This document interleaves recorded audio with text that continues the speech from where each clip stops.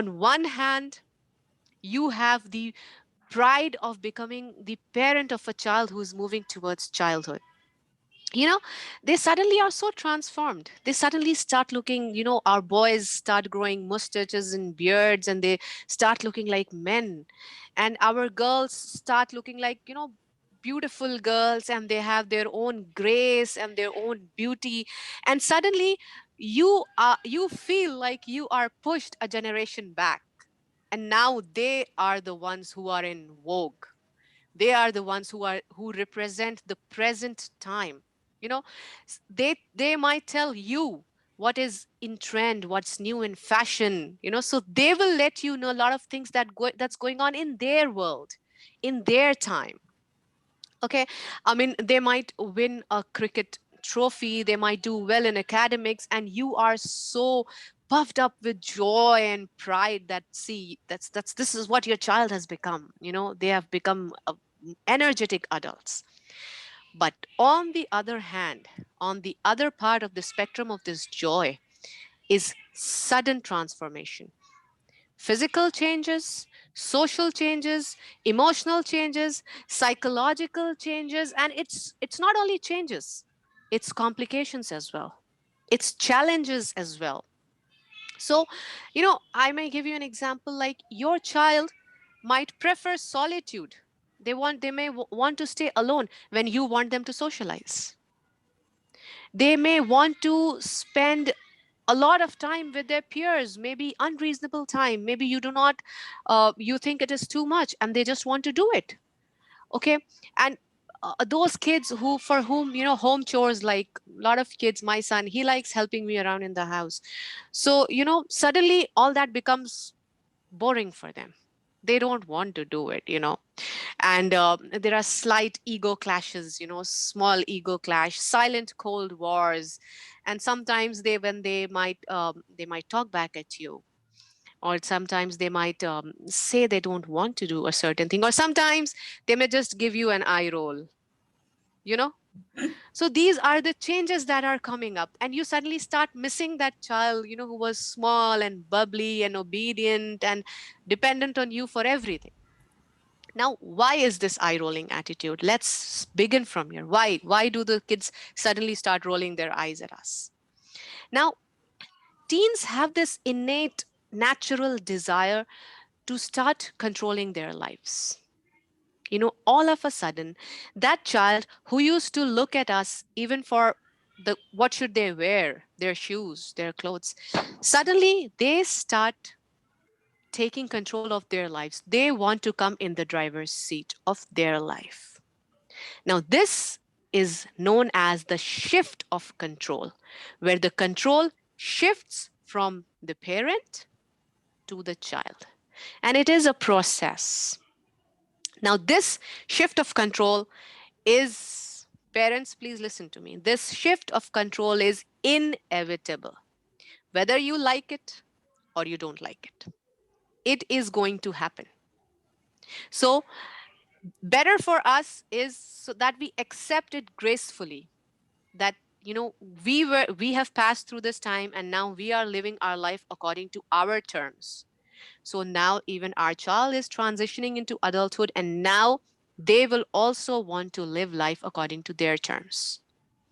So this shift of control is directly proportional to their increasing maturity. The more mature they become, the greater is this shift. So let's accept it. The liver is shifting. So let it shift. If we as parents, sometimes parents are very hysterical about this. They still want to keep their child under their control.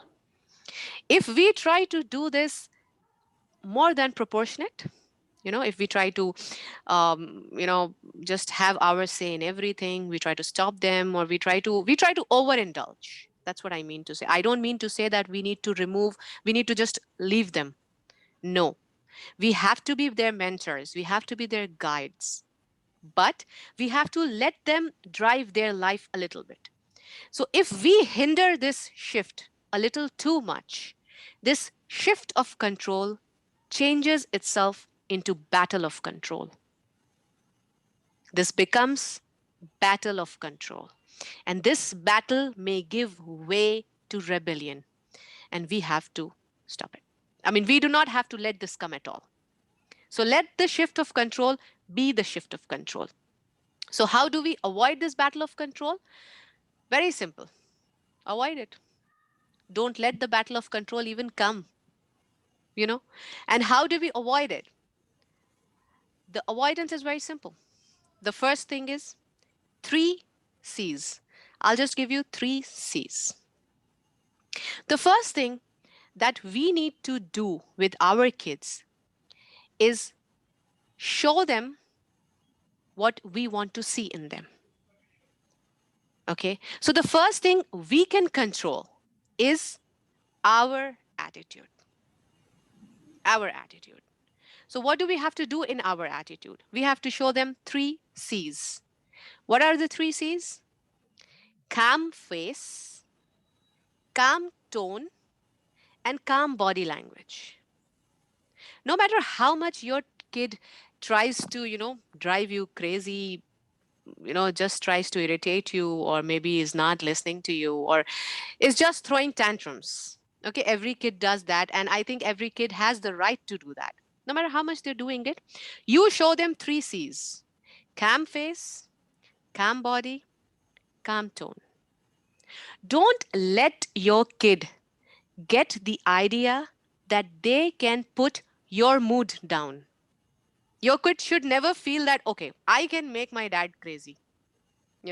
If I say something, he'll start yelling, or I can make my mom crazy. I can just make her shout. And sometimes kids try to do this. When they want something, they just ask us the same question in different directions, like this, like this, like this, like this. They keep asking us till they get the reply that they want to get.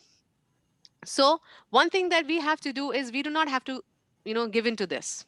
Just show them three C's, talk to them well, handle it properly, show them calm face, show them calm tone, show them calm body language, and show them that you are in control. You are in control of yourself.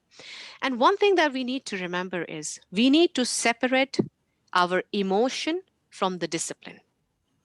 We might be angry and we might feel like yelling at them. But remember to control your emotion and the discipline.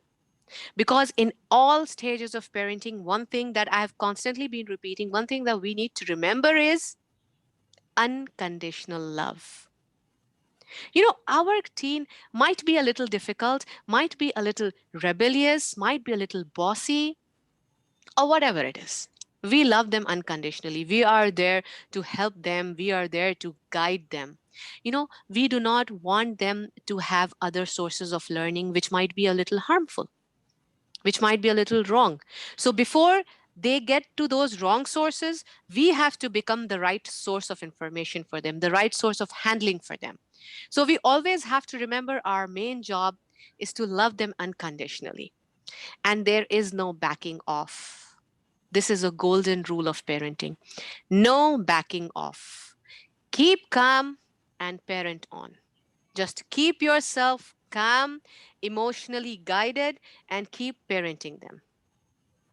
Now, the first thing was our body language. The second most important thing was the three C's. The third thing was to remember our main job, that is to love them unconditionally. The fourth thing, which is also very, very important, that is to respect your teen. You know, Sometimes we as parents, we feel entitled to respect. I am the mother.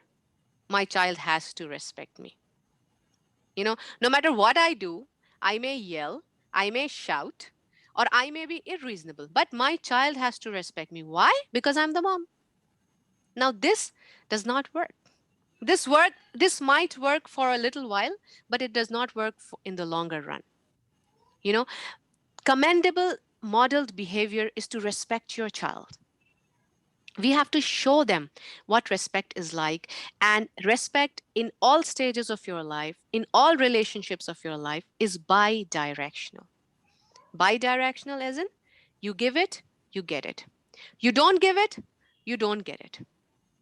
Some kids, for the earlier few stages of their life, earlier few years of their life, they do not, if the parent is very strict or if the parent is disrespectful, they might not respect, but they might be scared of their parents. They might be scared of being punished.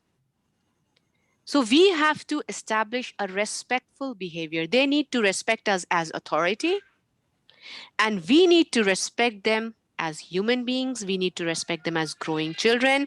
And we need to accept the fact that they are becoming adults now. And that is why we are respecting them. They are human beings, they are our kids, and they are respectful. They deserve to be respected. And then moving on to the practical part of disciplining your teen, just remember one thing: golden rule. You are the boss, and bosses don't argue. Parents are bosses. Okay? In this company of parent and child, the parent is the boss, period. Nothing going beyond that. Okay? We are the boss and we don't argue. Bosses don't argue. Okay? Because arguing with your teen gives them a false sense of entitlement, you know? They feel they can regulate your mood and they can get you into a heated argument. They need to, their need to talk to you, their need to convey their emotions to you is okay. In fact, it is very well invited. But the tone of disrespect during this process is not okay. You need to maintain, you as a parent, excuse me, you need to maintain your bossy calm. Never stoop down for an argument. Never stoop down for an argument. Listen attentively to what your teen has to say. Your teen will expect you to get angry. You know, when they do something wrong, they'll expect you to get angry. But instead, what should you do? Empathize. You know, you can ask them, you seem stressed. Can I help you? Don't get angry with them. Ask them the reason for their stress. Now, let's go back to the 3 C's that I gave you: calm face, calm body, calm tone. These 3 C's will give you 3 other C's in your child. Now, what are these 3 C's?